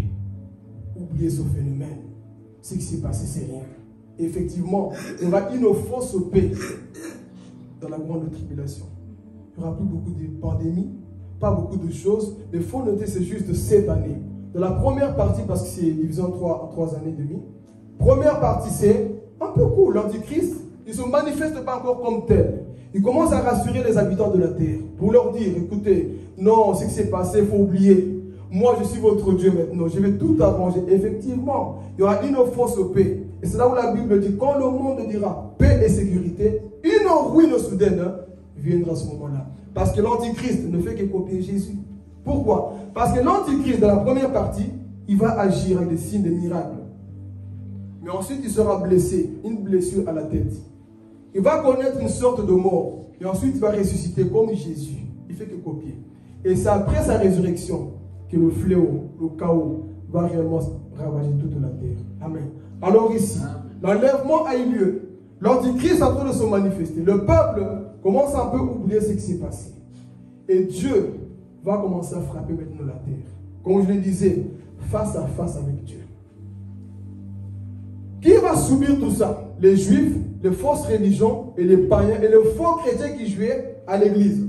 Ce jour-là, qu'est-ce qui va se passer? Alors lisons Apocalypse chapitre 9. Partons bientôt vers la fin. Vous voulez toujours rester dans la grande tribulation? Verset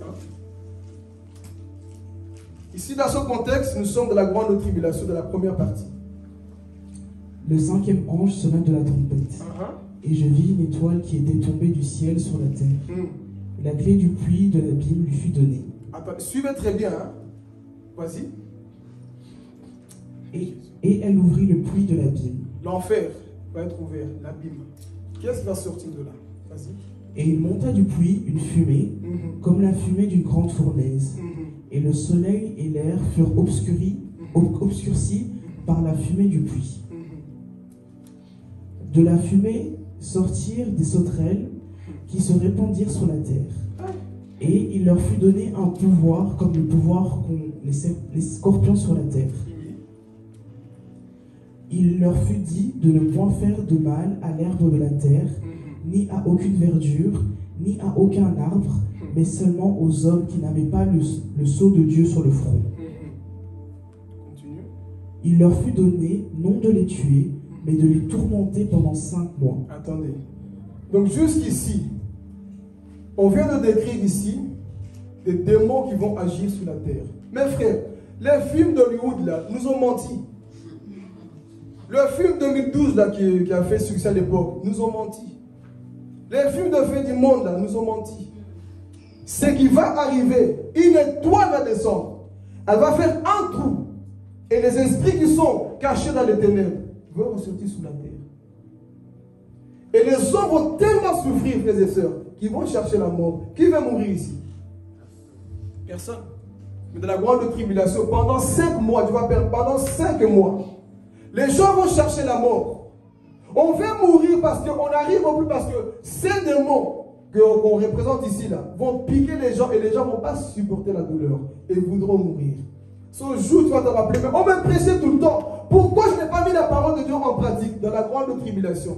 C'est ça qui va se passer. On est en train de piquer les gens. Les démons sont en train de taper toute la race humaine. Et même les eaux seront contaminées et les poissons vont tous mourir par le manque d'oxygène. Les eaux, qui va boire? Qui va vendre? Qui va acheter? Tout est pollué par la colère de Dieu. Et Dieu dira, le monde maintenant va me connaître. Ils m'ont connu comme l'agneau de Dieu. Maintenant, ils me connaissent comme un lion de Dieu. La colère de Dieu est en train de s'abattre sur la terre, frères et sœurs. Ce jour-là, tu n'auras pas le temps d'aller dire, moi je vais m'amuser. Tu n'as plus t'amuser parce que là, l'Antichrist a pris le contrôle et Dieu l'autorise. Tu peux tuer telle personne, tu peux tuer telle personne, mais là ne touche pas. Mais ça on verra un jour, les 144 000. Là tu peux les toucher. Voici des esprits impurs, vicieux, méchants. On va voir leur visage après. Qui sont en train d'agir sur la terre. Toi qui as perdu leur cafard, tu vas voir ce qui va arriver dans la grande tribulation. Les hommes courent partout, les tremblements partout. Le plus grand tremblement de la terre va se manifester dans la grande tribulation. Il y aura un grand tremblement de terre, que le sol va s'ouvrir et les gens vont mourir. En train de mordre leur langue à cause de la douleur, à cause des frappes réelles, parce qu'il y aura même la 3e guerre mondiale. Toutes ces choses-là en train de se manifester dans la grande tribulation. Tu cherches ton enfant, tu cherches ton mari, tu as faim, tu veux tout faire, mais tu n'arrives pas. Et à ce moment, tu dis non, écoute, je vais mourir. Mais la mort va fuir pendant 5 mois. Tu te jettes sur un pont, tu ne meurs pas. Tu bois du poison, tu ne meurs pas. Tout est pollué. Et ce n'est pas tout. Regardez. Avançons. Et le tourment qu'elle causait était comme le tourment que cause le scorpion quand il pique un homme. Continue. En ces jours-là, les hommes chercheront la mort et ils ne la trouveront pas. Ils désireront mourir et la mort fuira loin d'eux. Ces sauterelles ressemblaient à des chevaux préparés Attends. Les sauterelles ici en question sont des démons, des esprits. Alors ils ressemblent à quoi? Regardez. Ressemblaient à des chevaux préparés pour le combat. Il y avait sur leur tête comme des couronnes semblables à de l'or, et leurs visages étaient comme des visages d'hommes. Attendez, imagine un peu. Visage d'un homme, mais c'est pas tout, regardez, continue. Elles avaient des cheveux comme des cheveux de femmes, et leurs dents étaient comme des dents de lion. Imagine un peu le type de démon là. C'est pas des démons, petits démons de Marie de nuit. C'est des principautés qui seront lâchés dans la grande tribulation. Tu les vois, ils viennent en face de toi. Tu veux continuer à être chrétien ou pas? Tu voudras ou pas? Parce qu'ici, l'antichrist n'est pas encore réellement en train d'agir. Mais d'abord, c'est la colère de Dieu et ces esprits-là qui sont en train d'agir. Tous les gens qui s'amusaient avec Dieu, là, ce jour, vous allez connaître qui est Jésus. Dieu est bon, Dieu me pardonne. Ce jour-là, tu vas vraiment voir qui est ce Dieu-là. Alors continue. Qui sont ces esprits-là? Elles avaient des cuirasses comme des cuirasses de fer, et le bruit de leurs ailes était comme un bruit de char à plusieurs chevaux qui courent au combat. Imagine un peu déjà leur aspect, et en plus des ailes, on dirait je ne sais pas quoi. Juste de parler au bruit, là, tu deviens sourd. Leurs dents comme des lions, là, et des chevaux comme des femmes. Et ça peut d'imaginer qui s'est dessiné ici, et ça peut de dessiner. Bizarre comme ça, là, mais ce sont des esprits impurs qui vont se manifester sur la terre. Et toi, tu les vois face à face, et Dieu permettra qu'ils puissent agir sur la terre. Continue. Elles avaient des queues semblables à des scorpions et des aiguillons. Et c'est dans leur queue qu'était le pouvoir de faire du mal aux hommes pendant 5 mois. Pendant 5 mois. On avait de voir ici, continue. Elles avaient sur elles comme roi l'ange de l'abîme, nommé en hébreu Abaddon et en grec Apollyon. Ici, c'est une principauté. Parce que quand un démon est lâché, souvenez-vous, quand on dit légion, il n'y a pas qu'un seul démon. Souvenez-vous l'homme qui était possédé de 2000 démons. En soi, c'était 6000 démons. Chaque démon a une principauté, comme un responsable. Et vous savez, les démons peuvent se multiplier même comme des mouches. Ils sont tellement nombreux. Et comme on dit sur la terre, il y a plus de démons que des êtres humains. Et ici, là, Apollyon, là, c'est une principauté, un esprit qui commande d'autres démons. Et ces démons-là vont se manifester. Mais ce n'est pas tout. Ici, vous parlez du diable. Mais il y a 4 anges qui sont plus terribles que le diable, que Dieu a laissé volontairement pour le temps de la fin. Imaginez-vous si le diable est diable. Il y a 4 autres démons que Dieu a dit, vous là, je vous enferme dans les abîmes, jusqu'au jour de la grande tribulation, pour que le monde sache qui je suis. Il n'y aura pas que les bombes, non. Il y aura aussi le pouvoir surnaturel des démons. Pose la question, tu vas te cacher où? Tu peux aller dans la grotte. Ils ont l'intelligence spirituelle, ils sentent le péché. Tu te mets dans une voiture, ils savent où tu es. Le moment que tu te caches, tu vois ses yeux. Tu vas où? Les films nous ont menti. Tu veux aller dans ton lit, tu vois un démon qui a pris ton lit. Tu vas où? Donc les hommes me disent, pourquoi on a raté le ciel? Donc ici, qu'est-ce qui va se passer maintenant? Continue. Donc Apollyon, c'est tous ces démons-là, ils vont venir. Alors continue, qu'est-ce qui va se passer? Le premier malheur est passé. Okay. Voici, il y a encore 2 malheurs après cela. Continue. Le 6e ange sonna de la trompette, et j'entendis une voix venant des 4 corps de l'autel d'or qui est devant Dieu, et disant au 6e ange qui avait la trompette, délie les 4 anges qui sont liés. Délie qui? Les 4 anges. Qui sont où? Vous allez voir leur travail. Continue.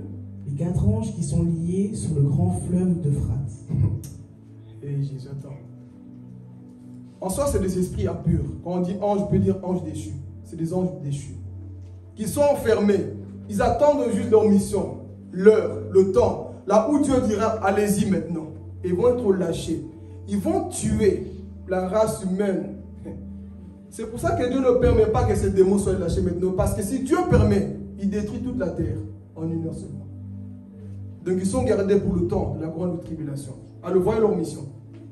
Et les 4 anges qui étaient prêts pour l'heure, le jour, le mois et l'année, furent déliés afin qu'ils tuassent le tiers des hommes.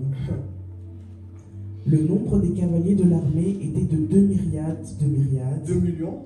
Okay. J'en entendis le nombre.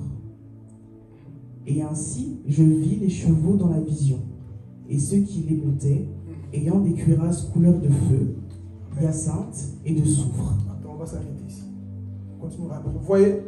Donc ces 4 démons viendront, parce que ce sont des principautés, avec 2 millions d'autres démons encore. Leur but c'est quoi? C'est de venir faire du mal à la race humaine. À qui? Tous les gens qui sont restés, les fausses religions, toutes les personnes qui ont dit non, moi Jésus, j'ai pas le temps. Les affaires de Dieu, c'est leurs affaires. Moi, venir à l'église, j'ai pas le temps. Moi, prier, j'ai pas le temps. Mais justement, ici, c'est ce qui t'attend, la grande tribulation. Ces 4 démons-là seront lâchés, et avec 2 millions de démons qui vont le suivre, pour justement chercher la race humaine, pour commencer à les tuer. Et la Bible même dit dans Zacharie, qu'il n'y aura pas assez de cimetières pour enterrer ces gens-là qu'on va tuer. C'est les oiseaux qui viendront commencer à manger la chair humaine qui va rester sur la terre. Jusque là, mon frère, ma soeur, tu veux toujours rester? Partons seulement. Parce que ce qui arrive est terrible. Amen. Donc ici, on a vu toujours la grande tribulation. Une autre chose ici, on aime la mer, le soleil. Mais est-ce que vous savez que le soleil va chauffer 7 fois plus? Jonathan, ici, on était là, on arrive plus ou moins à combien de degrés? 40? On est arrivé à 40? 95, non. 35, bon, 35. 35 fois 7, ça donne combien? Calcule le nom, ça. 200 et quelques là-bas. Ici, quand il fait 35, tous en train de... Il y en a même qui meurt. Canicule. Et la Bible dans Ésaïe 30, verset 26, que le soleil va chauffer 7 fois plus. Et comme vous le savez, le soleil est plus grand que la terre. Alors imaginez-vous.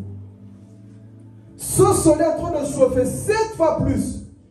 Imagine ici, là, en Belgique, fois 7. Imagine 200, combien ça donne combien? 245 degrés. Qui va survivre? Vous voyez ce qui va arriver? Oui, là, tu auras le temps d'aller bronzer à Houston. Tu auras le temps de prendre des vacances pour aller mettre tes pieds, tes cuisses en l'air. Va au Zikissa. Tu vas bien brûler. Oh, ce que je vous dis, c'est des choses qui vont arriver dans la grande tribulation. On va le lire. Apocalypse chapitre 16. Qu'est-ce qui va se passer? Attends, relis même ici aussi. La lumière de la lune sera comme la lumière du soleil, et la lumière du soleil sera 7 fois plus grande, comme la lumière des 7 jours, lorsque l'Éternel bandera la blessure de son peuple, et qu'il guérira la plaie de ses coups. Ce jour, c'est la grande tribulation. Lis aussi la suite comme ça, vous allez comprendre. Et Jésus. On y va. Lis la suite, verset 27. Voici, le nom de l'Éternel vient de loin. Sa colère est ardente. C'est un violent incendie. Ses lèvres sont pleines de fureur et sa langue est comme un feu dévorant. Ça, c'est toujours dans le contexte de la grande tribulation. Et ici, on a vu que le soleil, 7 fois plus, il va chauffer pour brûler les gens. Et on va le voir justement dans Apocalypse 16. Qu'est-ce que ce soleil va faire? Et est-ce que ça va jusque-là, l'église? On veut tous aller au ciel, là? Ok, on y va. Apocalypse 16, verset 8.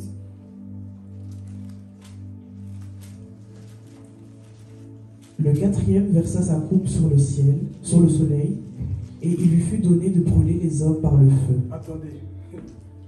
Esaïe nous a dit qu'il va se chauffer 7 fois plus. On a fait plus ou moins les calculs. Hein? On ne dit pas ça va vraiment se passer comme ça, mais imaginons 7 fois ici 35. Imagine déjà ici en Belgique que le soleil chauffe. Dieu va ordonner. L'ange va verser sa colère sur le soleil. Qu'est-ce qui va se passer? Et les hommes furent brûlés par une grande chaleur. Et ils blasphémèrent le nom du Dieu. Attends, ils furent brûlés par quoi? Donc le soleil là va chauffer réellement. Il va brûler. Il y aura un barbecue. Je ne vais pas avec Dieu. On y va. Et ils blasphémèrent le nom du Dieu qui a l'autorité sur ces fléaux. Et ils ne se repentirent pas pour lui donner gloire. Voilà. Non, l'homme est vraiment têtu. Non. Imagine tout ce que tu as vu. Comment les démons se sont manifestés. On n'aura même pas le temps de pouvoir développer l'antichrist, mais ce n'est pas grave. Mais imaginez-vous, Tous les catastrophes, au lieu de dire Seigneur, tu es Dieu, je me répands, ils ne vont pas se repentir. L'homme est têtu.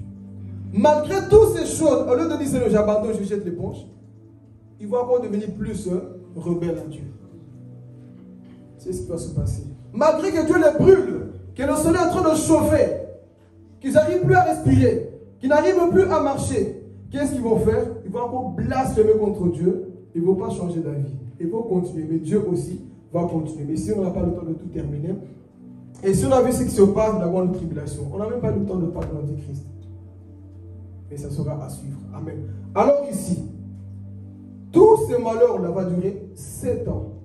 Et Jésus dira dans Matthieu 24, 25 aussi, si ces jours-là n'étaient pas abrégés, personne ne serait sauvé.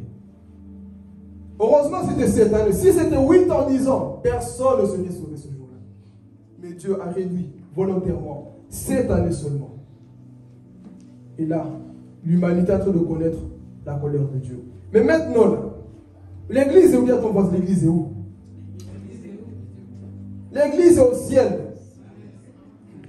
Pendant tout ce malheur, là, on est en train de frapper la terre. Philippe à côté de Jésus. Moi, c'est moi, j'ai mis ma foi. Vous voulez pas aller au ciel? Non, moi, j'ai mis ma foi. Pendant tout ce malheur de 7 années sur la terre, Carla et où? Carla, tu seras. Chacun met sa foi. L'église sera où? On va voir. Apocalypse, chapitre 19. Alléluia. Voici l'église, ce qu'il fera ce jour-là. Chapitre 19. Verset 1. Après cela. Attends, après cela quoi? Après toutes ces choses-là que je viens d'exprimer là. On n'a pas même détaillé tous les 2 témoins, les 144 000, l'Antichrist, mais on arrivera. Mais ici, faisons une pause. Où sera l'église? Regardez. J'entendis dans le ciel comme une voix forte d'une foule nombreuse qui disait. Qui sont ce peuple-là? Continue. Alléluia. Toi, ici, au lieu de dire Alléluia, tu ne dis pas Alléluia. Au ciel, frères et sœurs, nous serons là en train de se réjouir. Alléluia, Jésus. Nous venons de la grande tribulation, nous sommes sauvés. On a été enlevés. Qui est ce peuple? J'envoie tout un peuple là au ciel. Écoute, ici tu peux même applaudir et sauter comme tu veux parce que c'est la parole de Dieu. Ce n'est pas mon imagination, non. C'est la parole de Dieu. Où sera l'église au jour là? Pendant que le monde est en train de pleurer, pendant que le monde est en train de connaître la colère de Dieu, mais l'église est en train de dire Alléluia Jésus, en train de voir celui qui est assis sur le trône. Continuons. Ah Jésus, j'aime la parole. On avance. Le salut, la gloire et la puissance sont à notre Dieu. À notre Dieu. Continue. Parce que ses jugements sont véritables et justes. Car il a jugé la grande prostituée qui corrompait la terre par son impudicité, et il a vengé le sang de ses serviteurs en leur redemandant de sa main. Continuons. Et ils dirent une seconde fois, Alléluia, et sa fumée monte au siècle des siècles. Ah, attendez, réfléchissez un peu. Juste une minute. Au ciel avec Jésus. Ne rate pas le ciel. Alléluia Jésus. Quelle joie. La joie que tu vas ressentir, tu ne peux même pas l'exprimer ici. La paix que tu vas sentir, tu ne peux pas l'exprimer ici. Enfin, je vois l'agneau. Alléluia. Continuons. Oh Jésus. Et les 24 vieillards et les 4 êtres vivants se prosternèrent et adorèrent Dieu assis sur le trône en disant Amen, Alléluia. Voilà. L'Amen n'a pas commencé ici. Ça commence toujours même au ciel. Amen. Alléluia. Les 24 vieillards. Dans les significations bibliques, on dit que les 24 vieillards, ça peut être les 12 disciples et les 12 enfants de Jacob. Là-bas aussi, une vision future. En train d'adorer celui qui est sur le trône. Alléluia. Jésus. Oh, ce message ne vous réjouit pas. Vous ne voulez pas aller au ciel. Pour voir le trône de Dieu, en train de le regarder et l'adorer. Avec les 24 vieillards. Continuons. Et une voix sortit du trône disant Louez notre Dieu, vous tous ses serviteurs, vous qui le craignez, petits et grands. Jésus, merci. Et j'entendis comme une voix d'une foule nombreuse, comme un bruit de grosse eau, et comme un bruit de fort tonnerre, disant, Alléluia, car le Seigneur notre Dieu Tout-Puissant est entré dans son règne. C'est des jours que nous attendons. Et cette foule nombreuse, c'est les rachetés. C'est l'Église qui a été enlevée avant la colère de Dieu. Mais continue, c'est pas fini. J'aime qu'on va décrire qui était cet homme-là. Réjouissons-nous et soyons dans l'allégresse, et donnons-lui gloire, car les noces de l'agneau sont venues, et son épouse s'est préparée. L'épouse, c'est qui? Donc ce jour-là, j'ai en train de voir la vision future, ce qui va arriver après l'enlèvement. L'église a été quoi? Préparée. Ce jour-là à côté, frères et sœurs. Ça, c'est le message des messages. C'est pas tu vas voyager, tu vas être connu, tu vas être... Frère, tu seras connu au ciel. C'est celui qui craint l'Éternel, qui va s'asseoir là-bas dans sa table. Avec lui. Quelle joie, mais continuez. J'aime quand on va voir Jésus. Et il lui a été donné de se revêtir d'un fin lin, éclatant, pur. Car le fin lin... Attends. On va te donner des vêtements, le fin lin, pur, frères et sœurs. Tu vas t'habiller pas avec du Gucci ou du Gucci, je sais pas quoi là. Louboutin. Ça dépasse les Louboutins. Ça dépasse les Adidas. Ça dépasse tout ça. Le fin lin, les œuvres des saints. En soi, je sens l'option. En soi, Dieu va t'habiller en fonction de ce que tu as fait sur la terre. Qu'est-ce que toi tu fais sur la terre, mes frères et sœurs, pour l'œuvre de Dieu? Toi, peut-être, tu vas t'habiller des cotons, des moutons. Mais là-bas au ciel, le fin lin, c'est pour ceux qui mènent une vie qui plaisait à Dieu. Je vais parler de moi. C'était des personnes comme moi. Après le travail, j'ai mal au dos. Je ne dis pas, je vais me reposer. Je vais avoir modéré et prêcher après et rentrer me reposer. C'est pour ce genre de personnes. La famille peut être compliquée, mais toi, dis d'abord, le Seigneur, le service de Dieu. Je me donne d'abord pour Dieu. C'est justement pour ces personnes que le fin lin a été quoi? Conçu. Ce que tu fais sur la terre va déterminer tes vêtements au ciel. Mais que fais-tu, mon frère, ma soeur? Si toi, pour des petites choses, papa, Dieu, aujourd'hui, je ne serai pas venir. Ok, laisse tout tomber. Papa, nous doit faire ce que toi, tu ne vas pas faire. Mais le fin là, c'est pour papa Dieu.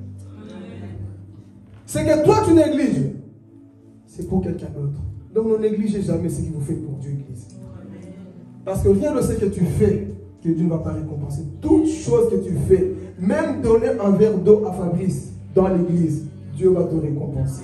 Même bouger juste la poussière ici, là, Dieu va te donner. Et encore plus, gagner des âmes pour Jésus. Gagner des âmes pour lui, mon frère, ma soeur. Le fin lin. Alors, il va nous dire, continue. Car le fin lin, ce sont les œuvres justes des saints. Voilà. Et l'ange me dit, écrit, heureux ceux qui sont appelés au festin de noces de l'agneau. Et il me dit, ces paroles sont les véritables paroles de Dieu. Ce n'est pas mes paroles, hein? Ni les paroles d'un prédicateur, les paroles de heureux ceux qui sont appelés, qui entendront le son de la dernière trompette. Mais on va avancer. Mon verset que j'aime beaucoup. On y va. Et je tombais à ses pieds pour l'adorer, mais il me dit, garde-toi de le faire. Tu ne peux pas, parce que c'est un ange, tu ne peux pas adorer un ange. Je suis ton compagnon de service et celui de tes frères qui ont le témoignage de Jésus. Adore Dieu, car le témoignage de Jésus est l'esprit de la prophétie. Ok, on y va maintenant. Puis je vis le ciel ouvert. Attends, je vis le ciel ouvert. Comprenez pas. Ici, c'est à la fin de la grande tribulation. L'église est avec Jésus. Les Juifs qui ont souffert. Maintenant, tout en la terre. Moscou, Dubaï, Congo, Brazza, Angola, tout œil, Israël, Canada, tout le monde verra le retour de Jésus. De la première phase, le monde n'a pas vu. Seule l'Église a entendu le son de la trompette. Mais dans le chapitre 19, tout œil le verra. Ceux qui ne croyaient pas en Dieu, qui disent que Dieu n'existe pas, tout œil le verra ce jour-là. Ceux qui disent que Dieu c'est des mythes, l'homme est venu du singe, parce que Darwin a dit que l'homme vient du singe. Ce jour-là, tu verras celui qui a créé l'homme. J'ai vu le ciel ouvert. Il ressemblait à qui cet homme? On y va. Et voici, parut un cheval blanc. Celui qui le montait s'appelle fidèle et véritable. Il s'appelle comment? Fidèle et véritable. Il s'appelle comment? Mon Jésus est fidèle et véritable. Continuons. Qu'est-ce qu'il a vu, Jean? Et il juge et combat avec justice. Yes. Ses yeux... Lis avec une voix qui emporte, Tiffany, parce qu'ici c'est Jésus. Hein? Lis avec une voix qui emporte. Il faut que l'on se t'accompagne dans cette lecture. Ses yeux étaient comme une flamme de feu. Tiffany, on dirait que c'est Mouche qui lit. Ses yeux étaient... Lis bien là, il faut que le peuple comprenne. Ici on décrit Jésus. Ici on dit, j'ai vu Cristiano Ronaldo, il a des yeux noirs comme... Non, ici c'est Jésus. Décris bien. C'est quoi cette histoire? Ses yeux étaient comme une flamme de feu. Attends, imaginez-vous un homme qui a des yeux comme des flammes de feu. Là. Mais il te fait pas peur. Tu sens d'abord l'amour, tu vois ses yeux là. Pas comme Sangoku, hein. Continue. Sur sa tête... Attends, recommence ses yeux comme des flammes de feu. Ses yeux étaient comme une flamme de feu. Attendez, moi j'imagine un gros cheval blanc, un homme assis. La première fois sur la terre, il est monté sur un anneau. Maintenant qu'il est glorifié, il est monté sur un grand cheval blanc. Et il vient. Son aspect a changé. C'était plus le même Jésus qu'on a donné des coups. C'était plus le même Jésus qu'on a fouetté sous le dos. C'était plus le même Jésus qu'on a tiré la barbe. C'était plus le même Jésus qu'on a dit, pourquoi t'aimer on le trouve. Non. C'était l'agneau de Dieu. En soi, c'était Dieu dans toute sa divinité de Dieu. Le même Dieu qui s'est dépouillé, ici, il a pris toute sa place de Dieu. Et monte sur un grand cheval blanc. Moi, le roi des rois, je viens sous la terre. Tous les gens qui ne croyaient pas en moi vont me connaître sous la terre. Et Jésus est en train de descendre avec l'église derrière. Toute l'armée, l'archange Michel qui est le chef de l'armée de Dieu, en train d'avancer. Qui va toucher à cette armée-là? Et pendant tout ce temps sur la terre, l'Antichrist est en train de dire, nous allons combattre celui qui vient. Mais attendez, on arrive. Décris toujours Jésus. Jésus, je t'aime. Sur sa tête étaient plusieurs diadèmes. Oui, continue. Et il avait un nom écrit que personne ne connaît, si ce n'est lui-même. Attends, aujourd'hui toi tu connais Jésus, El Shaddai, Shiloh, Jehovah Rapha, Jehovah Nissi, Jehovah Mikadeh, Jehovah Roi. Tu connais tout ça. Mais il a un nom que seul lui connaît. Personne ne connaît son nom. Voilà pourquoi je dis, Dieu est un mystère. Dieu est un mystère que personne ne connaîtra. Les scientifiques, ils n'ont qu'à faire tout ce qu'ils veulent. Vous ne comprendrez jamais la sagesse de Dieu. Vous ne comprendrez jamais la puissance de Dieu parce que Dieu est unique. Un nom que personne ne connaît. Seul lui connaît son intimité là. Alors continue. Et il était revêtu d'un vêtement teint de sang. Son nom est la parole de Dieu. Jésus, sois un grand cheval en train de descendre. Continue. Les armées qui sont dans le ciel le suivaient sur des chevaux blancs. Attendez. Des milliers des anges. Michel qui est le chef de l'armée. En bataille. En train d'avancer. En train de suivre le roi des rois. J'imagine pas la musique qui va diriger l'adoration. Imaginez-vous. Une grande chorale. Vous ne voyez pas les choses de Dieu. Une grande chorale. Une puissance, des tonnerres derrière, des tremblements de terre sur la terre, un vent qui est en train de balayer tout sur la terre, et le ciel va se fermer. Une seule lumière que le monde va voir. Jésus en train d'arriver, et des anges autour de Jésus en train de le suivre. Jésus en train de descendre. Et continue encore. Les armées qui sont dans le ciel le suivaient sur des chevaux blancs, revêtus d'un fin lin, blanc et pur. Ça, c'est nous l'église. De sa bouche sortait une épée aiguë. Joue avec Jésus. De sa bouche sort quoi? Une épée aiguë pour frapper les nations. Il les pètera avec une verge de fer. Et il foulera la cuve du vin de l'ardente colère du Dieu Tout-Puissant. Continue. Il avait sur son vêtement et sur sa cuisse un nom écrit. Roi des rois et Seigneur des seigneurs. Il est le même. Roi des rois, Seigneur des seigneurs, sur sa cuisse. Ce n'est pas un tatouage. Il a un nom sur sa cuisse. Roi des rois. Et le roi est celui qui viendra détruire l'Antichrist. L'Antichrist pensait que lui, il était Dieu. Mais voici le roi des rois en train de descendre. Voici le roi de gloire en train de descendre pour détruire toute l'armée de l'Antichrist. Et Jésus est en train de s'approcher parce qu'il vient pour une mission. Continue. Ah, Jésus. Et je vis un ange qui se tenait dans le soleil. Et il cria d'une voix forte, disant à tous les oiseaux qui volaient par le milieu du ciel, préparez-vous.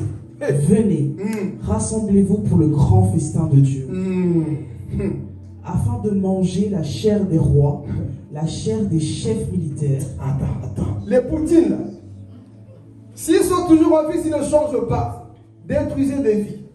Comme Hitler l'a fait, tuer 6 millions de juifs, ça te réjouit.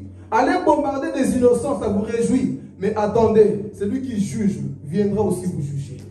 Oh, mais pourquoi Dieu tu ne fais avec tout ce malheur dans le monde? Attendez, il va arriver. Il est en train d'arriver. Et il dit à ses anges, préparez-vous. Pourquoi? Parce qu'une guerre finale va se passer. Continuons. La chair des puissants, la chair des chevaux et de ceux qui les montent, la chair de tous, libres et esclaves, petits et grands. Et je vis la bête. Attends, on n'a même pas décortiqué, mais on reviendra. Parlez-vous moi, parce que c'était ça le thème, parler de lui-même, faute du temps. Attends. Ici, la bête, c'est le fils du diable, l'antichrist. Il est tellement arrogant que lorsqu'il va voir Jésus, il va dire, il croit quoi? On va aussi combattre contre lui. Mais regarde ce que Jésus va faire. Et je vis la bête et les rois de la terre et leurs armées rassemblées pour faire la guerre à celui qui était assis sur le cheval et à son armée. Vous êtes arrogant, hein? Vous voulez faire la guerre à Jésus, mais Jésus n'a pas besoin de se salir les mains. Regardez.